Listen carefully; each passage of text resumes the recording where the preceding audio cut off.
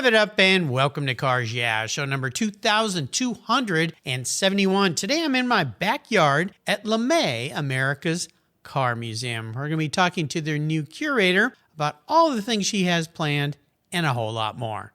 So be prepared to be inspired. This is Cars Yeah, where you'll enjoy interviews with inspiring automotive enthusiasts. Mark Green is here to provide you with a fuel injection of automotive inspiration. So get in, sit down, buckle up, and get ready for a wild ride here on Cars Yeah.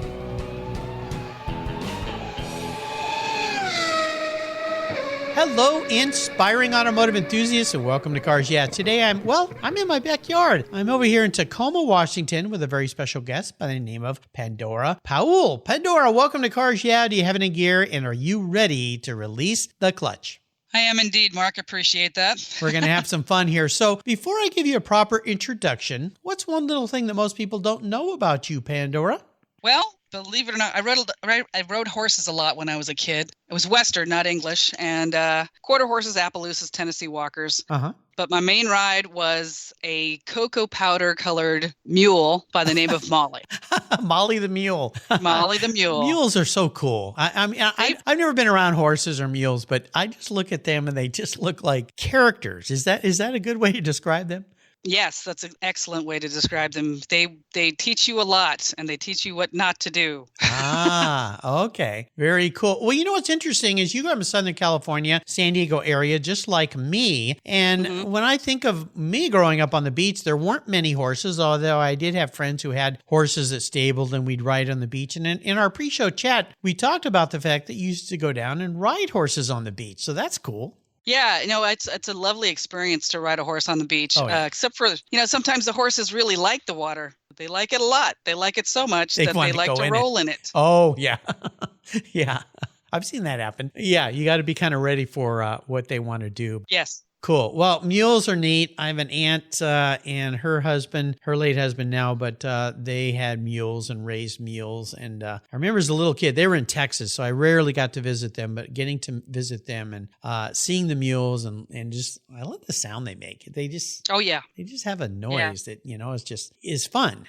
It just sounds like fun. Yes. So very cool. All right. Well, let me give you a proper introduction. Pandora Paúl is the curator at America's Automotive Trust and LeMay, America's Car Museum here in Tacoma, Washington. She grew up in Southern California, as we mentioned, enjoying driving her father's red 59 convertible and her mom's 70 Opel GT. And she jumped on some mules and horses in her time and cruising while in high school in her 77 Malibu Classic station wagon. We got a car gal on our hands here today. Her careers included both work and play in museum education, training, and curation. Pandora was part of the team at the San Diego Automotive Museum, been there many times, love that place, creating award-winning exhibits. She served on the board of directors of the National Association of Automobile Museums. She loves to showcase vehicles not seen before and interpreting cars in unique ways that inspire conversation and create wonder and awe. She believes automobiles are snapshots of our culture. I would agree. We'll be back in just a moment to talk more about Pandora and her new role there at LeMay, but first a word from our sponsors, so give them a little listen, and we'll be right back.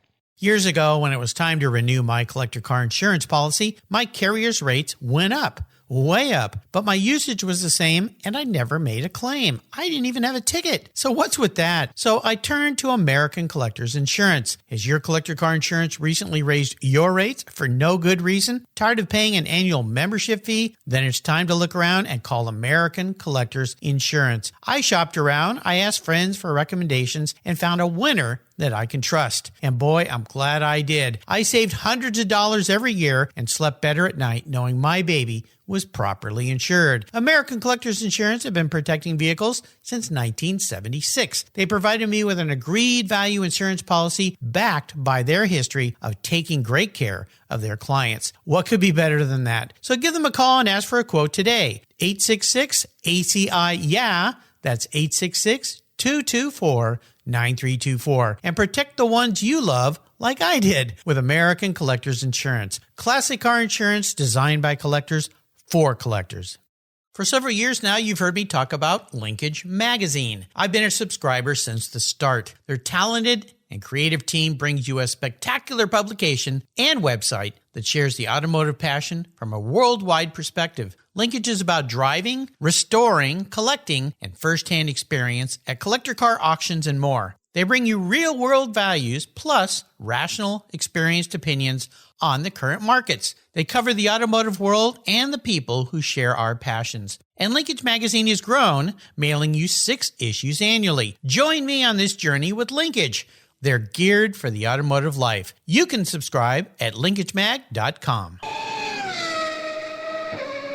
So, Pandora, let's talk a little bit first about your history working in the car world, being part of museums. Of course, the San Diego Museum down there, the Automotive Museum, I've been there many times, love that place. And now you're up here at LeMay, but can you walk us through your career path? What brought you into this career path other than those early days of driving your mom and dad's cars? And also, I want to talk about Opals a little bit because I've got a little bit of history with those as well. But give us a little bit of a background of what you did, how you did it, and then we'll bring us forward to this new role here in Tacoma. Well, I mean, I started out actually thinking that I was going to become a veterinarian. Okay, well, the horses, the mules. Yeah. But then, and this kind of goes into one of the questions that you'd asked at one point, where I got changed from that direction by chemistry. Yeah. And then so I ended up going into instructional design. And for a project, I decided that I was going to use a recreation of a Gilmore gas station that I knew that was outside in kind of the lakeside area and incorporate that as a presentation and also an exhibit idea for the history and development of gas pumps. So that's why I went to the San Diego Automotive Museum with that idea. And then through that, I started volunteering. I became the hood ornament person there because I loved them and I took pictures of them as a hobby. And through my volunteering, and then they actually offered me a job as the education director, and then that morphed into the curation for the museum. Wow, how exciting. Well, cars, I mentioned in your intro, your dad had a cool Corvette. Your mom had an Opel. I had a good friend in high school, and he actually went to college with me who had an Opel GT. I had never seen another Opel GT before, way back when. Now, this was in the late 70s, early 80s. And I thought it was so cool because it was this very unique vehicle that no one else had. Right. But your mom had one there in San Diego. Yep. It was white with a red interior. Oh, yeah. My friend's was white with black. And I love that thing. They're just neat looking cars. A lot of people refer to it as the baby Corvette. You kinda, yeah. Uh-huh. I don't know. I from my research, if they kind of developed simultaneously, or at least that's the word. But there's just nothing like riding around in that little thing because it buzzed quite a bit, and it was just kind of a real fun. And the horn is hysterical. Yes, I can remember. As well as those lovely headlights when you had to flip over those headlights with the manual. Yeah, they flipped kind of side to side versus front to back. So unlike like say a Porsche 928 or Corvettes or some of those, they rotate the other way, which is very unique and different, like a flopping fish. Yes. A little bit. Now, you also in high school had a very cool 77 Malibu classic station wagon. And, when I think back to the times now, I'm a little older than you, but the times in San Diego, you didn't see too many, at least in my neighborhood, of those old classic cars. We did have a kid who had an old Z28 Camaro. It had a big blower sticking out of the hood. We called it the Batmobile. Thing was just a rocket ship. But were you kind of rare in that way in high school, driving a car like that? I don't think so.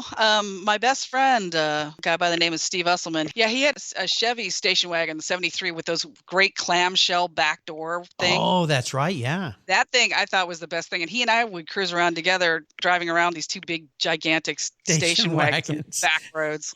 That's kind of rare. I would think my parents had one of those. Remember the Oldsmobile Vista Cruiser?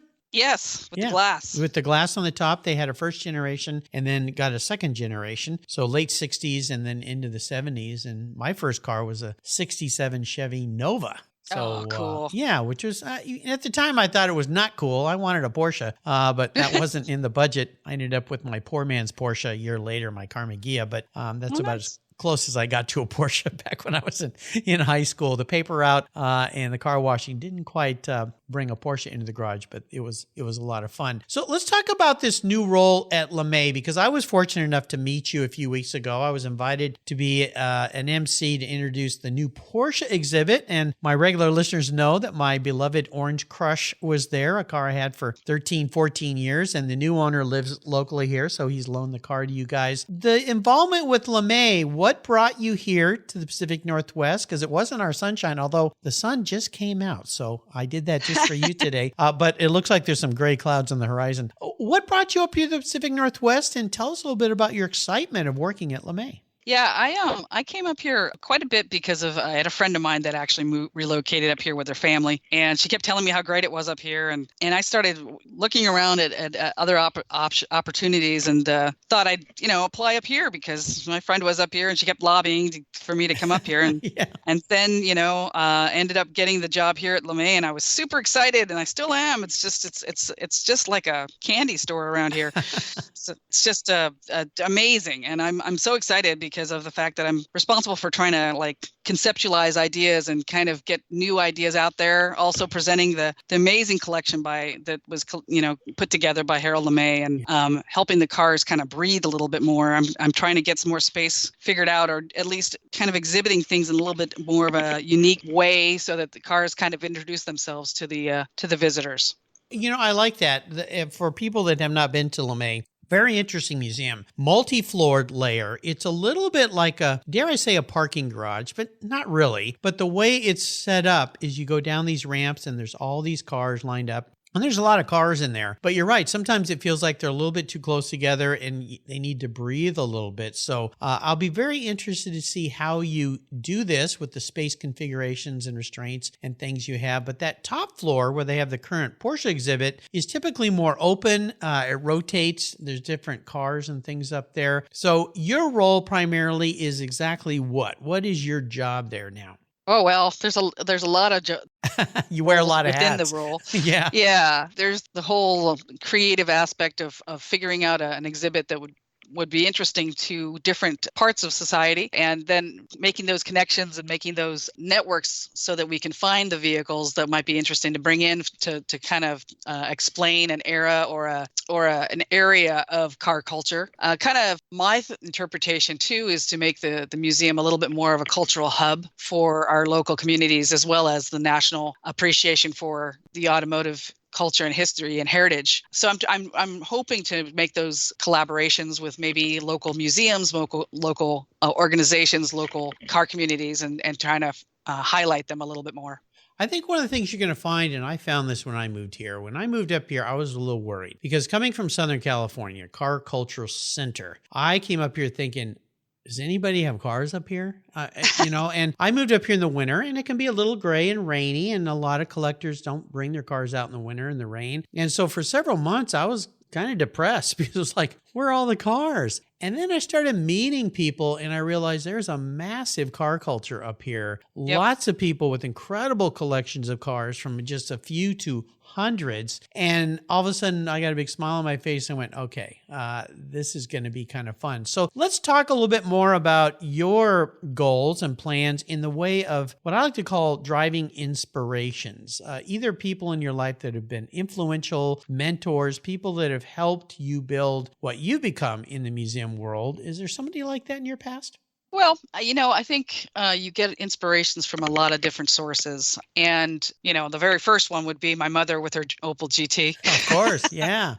She actually, I have this great picture of her. She was quite the fashion person. And there's this great picture of her leaning up against the Opel, the white Opel with the red interior. She's got white shorts on, with white go-go boots, with a red shirt and a white jacket, nice. With a white hat on, and those white big plastic sunglasses you had back in the 70s. Yeah. How fun. Yeah, so she really inspired me to kind of enjoy the fact that, cars can bring a special excitement, kind of a je ne sais quoi to your existence. She also was German, so she helped me get a greater respect for other cultures and different ways of thinking, and that has helped with interacting with a lot of different cultures. I also lived in Korea for 3 years, so having that kind of in there too gives you a different understanding of the way the world thinks Right. and sees. Oh, yeah. I think it's so important. If you have a chance to go spend any time abroad anywhere, it's so important. And you do get a different perspective. At the same respect from the car world, you realize there are car fanatics all over the world. I mean, we're not the only ones here. They're everywhere. But the Opel, of course, coming out of Germany kind of makes sense with your mom. Was she always driving kind of cool cars? Because that's pretty rare for a mom to be driving an Opel GT. Yeah, the counter to that is that because she learned really late how to drive, because she had to escape when things were happening over there. Oh my gosh, wow. And she didn't have the chance to learn how to drive when she was younger. So she drove a little slower than most other people. Yeah. Which meant, basically that car was mint and she didn't drive anywhere other than really close by. But she, after they were having, and this is common knowledge with the Opels, but they had some carburetor problems. So she ended up, then they traded, they kept it for a bit. Unfortunately, I wasn't here when they ended up selling it to a collector, and I really want to find that car again one day. But she ended up driving an MR2 after that. Oh, so something else kind of fun. Yeah, so she knew what things, and again, it was white with this time with blue interior. Yeah, she knew how to drive a car that looked good and performed well. So that's kind of what I always look forward to. You think about those cars, I kind of chuckled when you said carburetor problems, because I remember my buddy who had one, and we would trade off driving to school. And there were several times I was late to class because something would go wrong. He'd pull over and he'd have the hood up, and it was always the carburetors on those things. And they weren't terribly fast, as I remember. I think they had like less than 100 horsepower. No, not fast. It shook like just really crazy when you got it up to about 60, 65. Yeah. I mean, they look kind of cool, but I have not seen one in a long time. And I'm trying to remember, is there an Opel in the collection there at LeMay? Do they have one? There is not here. No, I'll bet you he had one. I'll bet Harold had one at some point. I mean, I wouldn't doubt it. I mean, Opel was distributed by Buick here, so and they made their little inroads to people. So I'd have to ask. I'll have to see if I can find that out. And those cars were all made in Germany, right? I think so. I know that they were imported here by Buick, but I think pretty much they were only made in Germany. Yeah, I think they were. I don't remember the city, but I'm almost certain they were. And I remember my buddy who had one always talking about that a little bit. He was kind of unique because he lived with his grandmother because his father was in the military, and his father and mother were living in Iran and were good friends of the Shah of Iran. And my friend used to go over there 4 or 5 times a year and get to go to the big parties and the palaces of the Shah of Iran. Of course, this is before he was kicked out and Ayatollahs came in and all that. But he used to come back and tell me some just insane stories, and also about the Shah's collection of cars, including a Lamborghini Miura that he had that I think is now here in the U.S. in a U.S. collection. So kind of fun stuff. Let's talk a little bit about challenges, because I like to have people share challenges in the context of what did they teach you. Maybe not so much fun when you're in the middle of it, but as you look back, you kind of go, well, I'm kind of glad I went through that. It taught me a really valuable lesson. Can you take us on a little bit of maybe one of those shaky, rough Opel rides? Yeah, well, I was thinking about this question, and I realized that probably one of the bigger ones, and as I referred to it before, when I went to college at Davis, I wanted to become a veterinarian. Seemed pretty cool. There's a veterinarian school there. I started out as an animal science major. I know this sounds, very weird for where I'm at now. I understand. Yeah. Yeah. So, horsepower. I learned there's a little relationship there. It's, horsepower. Cow power. Yeah. So, I learned how to milk cows for the first time. I'd never done that before. Flip sheep, herd pigs, which are gigantic, by the way. They're not the cute small things. No, they can be very volatile, and they make the most horrible noises. Oh, yeah. And they're scary as all get out, to be honest. I could do all that, but I wasn't ready for college. And also, I didn't have any advisors to tell me which classes I should take, and I should have stuck with my inclinations, which were a little bit more on the artistic side. But I dove in, and I discovered chemistry was not my friend. Oh, it's tough. Chemistry's, yeah, I couldn't Yeah, gotten through those courses. They're tough. It didn't help. My roommate was also a chemistry major. Oh gosh. So I kept, so it was easy for her, but it didn't work for me. So, I realized that I was not going to become a veterinarian because this was not working. I tried and it was not happening. So I tried to ask my parents if I could become a historian. Yeah, and they went, a what? Yeah, no. And that was a hard no. So I stuffed myself into a program that I really didn't want to do, which happened to do like business and economics. Oh, okay. Yeah. Yeah. And so did I graduate? Yes. Did I like it? Nope. No. Yeah. It wasn't what you wanted to do. Yeah. And but I did take classes on the side that I liked, and I got great grades in there. Ended up, practically triple majoring, a double major with a emphasis in another area as well. And then also a history minor. But the thing that I learned on that is that sometimes, you have to pivot, and sometimes you don't get what you think you want. And don't conform to somebody else's ideas of what success is. I spent too much time trying to conform into stuff like that in my younger years, and realized that doesn't work. You need to kind of go where you're interested in, and actually things open up because your enthusiasm and your natural curiosity take over. So remember, you can change direction. Just like a car.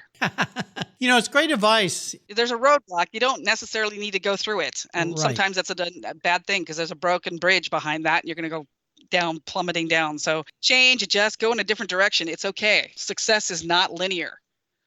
Great advice. I think that happens to so many young people in college, and, they're trying to please their parents. And especially these days, college is so expensive. I mean, it was expensive when I was in school because I was paying for it. I couldn't do that today. It's just way too much money. But you're right. You're trying to please so many people. And sometimes you have to stop and go, what do I want? And I appreciate you sharing that very personal story. So bravo that you took that path. I want to talk about special vehicles. And I mentioned that cool wagon you had, but is there one special vehicle in your life that really stands out? And if so, take us on a little ride. Well, in my opinion, aren't all cars kind of special in your life? I mean, yes. They might not be speediest or coolest or sexiest, but they get you where you need to go, right? So they're all special, I think, in their own way. My current horse, as it were, is a Hyundai Kona all-wheel drive turbo, and I call it Billy, as in Billy Goat. But the real car that I have to talk to is probably my very first classic car that I bought after I'd started taking pictures of hood ornaments and using that as my photography. I'd turned a certain age, 40, and I said, all right, I'm diving in. I'm going to get one. I'm getting one. So I didn't know what I was doing. Okay. Yeah. And, I was looking on eBay and saw this car, and it looked really weird because all the other car ads had these great pictures, all, quarter panel, high panel, undercarriage, everything. This car was in the middle of a field. Oh, you're and it brave. was in the distance. And I was like, okay, this is weird. Why is that like that? So I contacted the seller, and the sale was ending the next day. And I said, can I come out and look at it? It was East County. Sure. Come on out. Okay. First thing is, it was snowing. I don't know how to drive in snow. At least I didn't then. And so I was like, oh my God, getting out there finally. And I see this car under a tree. It's this beautiful thing. It's red and black. Guy comes out, says, hi, I'm her uncle. She'll be out in a minute. She's finishing up a shower, hops in, starts the car. So I'm looking at this beautiful two-tone black and red 1957 Oldsmobile Super 88 with the original lacquer paint, which was cracking. Yeah. And it was, gurgling as it's idling, but it's smoking. It's smoking a little bit. I'm leaning over, looking at the smoke. And a voice comes over my shoulder and says, oh, she can do a much better job at smoking than that. Oh. I look up, and there's this woman in this full-on smoke jacket, like a smoker's jacket, the old school, like, you're in the library kind of thing, and a fuzzy fox collar, and she's in full goth mode. Full goth wear. And I was like, oh my goodness, what's happening? So anyway, this is the car. She couldn't keep it running because she's 26, and this is her first car. This was in 2006. Can you imagine? It was your first car. It was a 57 Oldsmobile, and this was in the 2000s, right? Yeah. Yeah. Wow. So anyway, that was my first classic car. I had to take it in, and I had to tow it because the fire department across the way was saying, if you have that car, leave the property. We're going to cite you and confiscate it. Yeah. Wow. You're a brave lady. Holy cow. Yeah. So I had it worked on, and then we were back roads, back on the Highway 80, back that section. Okay. And that car, I named it Samantha because it was sexy and it had some good bones. I love it. Yeah, I love it when people name cars over about something. My son did that with his first car.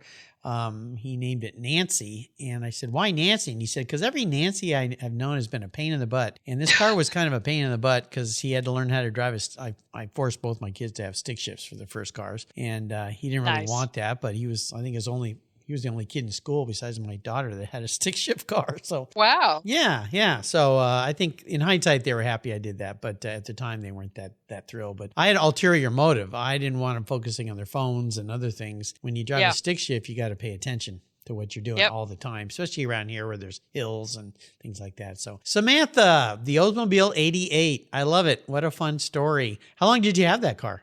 Wow. I had it all up until right before I moved up here. Oh, okay. So I had it for 14 years almost. Oh, long love affair. Wow. Okay. Yeah, and unlike some other people who have the money to make her look great, I put everything into the engine and the transmission, and good. Well, smart. That's a good place to start. So she ran around with quite the patina because it wasn't, but it was a really kind of a cool vibe though.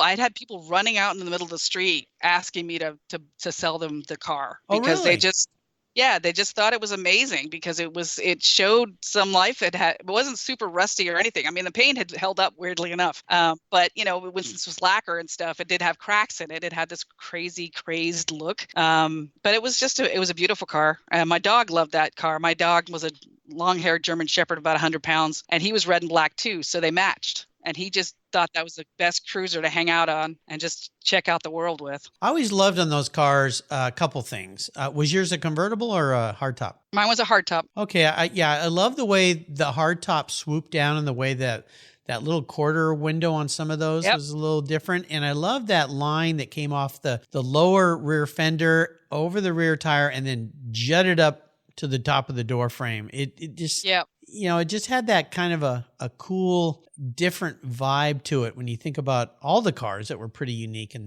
the late 50s. But that one had a kind of muscle feel, like it felt kind of muscular to me. Well, they had a cool heritage, right? I mean, they were like the super hot rods in the very beginning of the 50s. And yeah, that thing was cool in a lot of ways. But if you had it like a two-tone, actually technically it was a three-tone, because basically what it was that there was a little strip paint that was in between the two chrome plates, chrome strips. Yeah. So basically mine was, let me remember this correctly, the back end was black, and then that little chrome strip had white in it, and then it had red in the front. Oh wow. So it was just a glorious car, and neat car. And I love the way that those, even though they were pain as far as mechanics, but the way that the electric windows would come down from that back panel was just crazy. Kind of, the way they flipped down. Cool. Well, fun car. Great story. Now I'm going to be your car psychologist here, Pandora. Mm-hmm. Call into your head a little bit here. So if you were reincarnated, what kind of car would you be and why?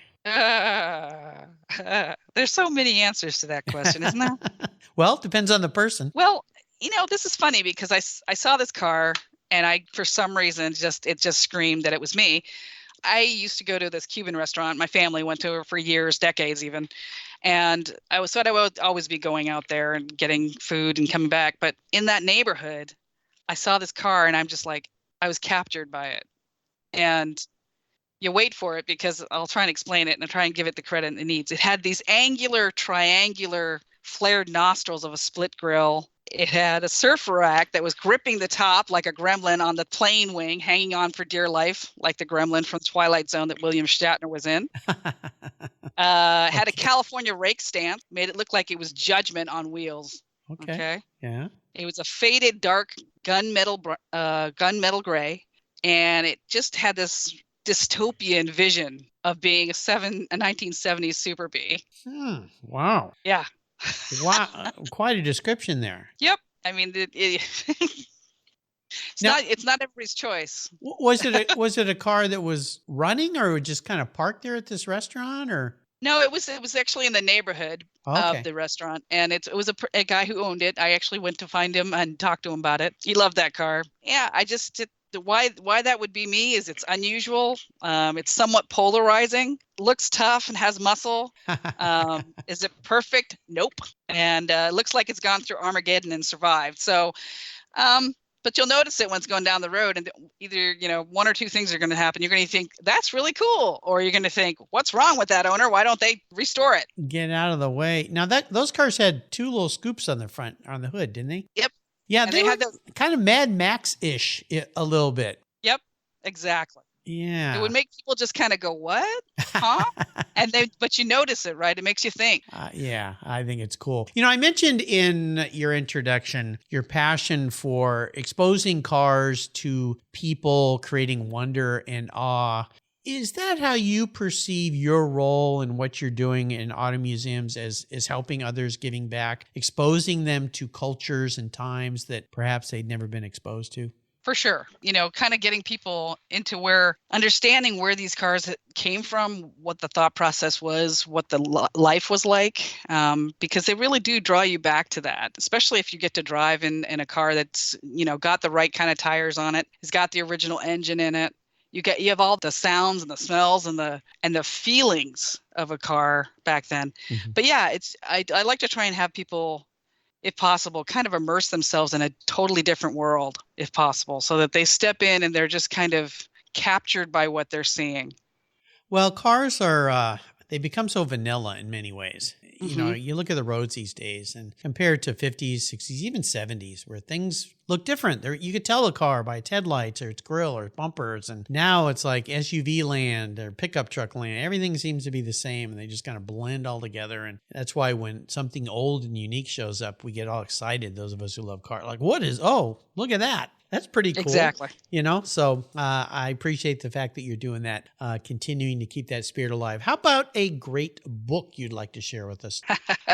Well, there's so many, but I tend to like things that kind of, again, bring you somewhere where you normally wouldn't be. So there's a guy by the name of Eric Weiner who did a bunch of different books. One's called The Geography of Bliss. Sounds a little, out there, but it's a really cool book about him traveling and making observations of the places that have been notated as being some of the happiest places in the world. Geography of Genius by him, also a guy that, the book by him it sounds weird, or it sounds one way, but it's really, really quite interesting. It's called Man Seeks God by him as well. Another one that I'd recommend, just because sometimes chaos can teach you stuff, is called Anti-Fragile. Guy by the name of Nassim Nicholas Taleb, and also Freakonomics and Super Freakonomics by Levitt and Dunbar. You have an interesting list of reading material, my friend. I know most people are thinking, oh, where's the cars? But, I think you can learn a lot by a lot of different sources. Right. I appreciate you sharing some new books with us today. That's awesome. So I'm going to enable you to go in what I call the ultimate drive. I'm going to park any garage. I'm going to park any car in your garage that you would like. Don't worry about the cost. I'm providing the car for you today. You can take it anywhere, but you can take anybody with you, including somebody from the past that's no longer with us, which opens up the ride to be very interesting. So what does the ultimate drive and ride look like for you? 1959 Buick Invicta. An Invicta, nice. Hardtop and a sedan, because I hate those flip seats. I know everybody's going to get down on me about it being a sedan, but it makes it easier to get into the back seat. It's also safer. For safety that you have. And there's two answers to the people, because I decided there was one for just general stuff, and then there's another one for car specific. So Wassily Kandinsky and also Franz Marc, which are artists from the 1920s, 10s, 20s, 30s. And for car people, I'd say Raymond Loewy, Virgil Exner, and Harley Earl. What a bunch of people to have in a Buick Invicta. That would be cool. Yeah, and they'd all fit. Yeah, well, they would. Yeah. Those are awesome cars, beautiful cars. There was a guy up here in the Pacific Northwest that had one of those. I remember I shot it for a catalog cover, and I remember the carpet being black with little gold flecks in it. Oh, yeah. Like the stars or something, So, yeah, nice choice. I like it. I see a little trend going on here with the 50s in your taste in cars. Pandora, you have taken us on a fun ride today. I'm so happy and want to welcome you here to the Pacific Northwest. If you ever have any needs or anything as far as where to go, what to see, please reach out anytime, because I've lived here for almost 30 years now. Learned a little bit, but you'll find there's lots of great car people here as you'll continue to meet them there at LeMay. Before I let you go, could you share maybe some parting words of wisdom or success quote or a mantra? Oh, I don't have a quote, but I would say, in short order, buy the car. within reason. Take the chances, trust your abilities, and take up space. If you're offered some crazy experience, say yes. I did. I participated in the Baja 1000 in a chase truck, and it was remarkable. Yeah, and don't settle. Take the rides. Will you break down? Will it be something you remember for the rest of your life? Absolutely. I got to do a pre-run for the Baja 1000 once with a friend's dad who had a car, and that is gnarly, especially back in the 70s when cars did not have the kind of suspension systems they have today. I think my kidneys are still unsettled to this day from that ride, but it was certainly fun. It was just one day we went out and was doing some testing, and normally I love doing stuff in cars, but I couldn't wait to get out of that thing. Oh my gosh. I'm like, how many days do you do this? You're crazy. Yeah, wow. Yeah, it was something else. So how can people learn more about LeMay and America's Automotive Trust and LeMay, America's Car Museum? Well, they can check out the website for America's Car Museum. It's just americascarmuseum.org. America's Automotive Trust, it's aat.org. We also have an affiliated organization that helps helps support people learning the trades of restoration preservation. It's called the RPM Foundation. Yes. And that's just RPM. I think it's RPM.foundation on that. And then there's also America on Wheels, which is another museum, which is americaonwheels.org. Absolutely. And my regular listeners know I'm a big supporter of the RPM Foundation. Here you hear their advertisements on Cars Yeah for years here. Absolutely great organization as well. Pandora, thanks for spending some time with us today. Welcome to the Pacific Northwest. And as I say that, the sun just went away and now it's raining. So you'll learn that's just part of living up here. But that's why we have big trees, much bigger trees than those palm trees down there in Southern California. Until you and I talk again, my friend, I'll see you at LeMay, America's Car Museum. Awesome. Thank you. You're welcome. Thank you so much for joining us on today's ride here at Cars Yeah. Drive on over to carsyeah.com to find show notes and inspiring automotive fun. Download your free copy of Filler Up, a fun book filled with gorgeous photographs of fuel filler fun, including quotes from more inspiring automotive enthusiasts. Download your copy today, and we'll see you next time on Cars Yeah.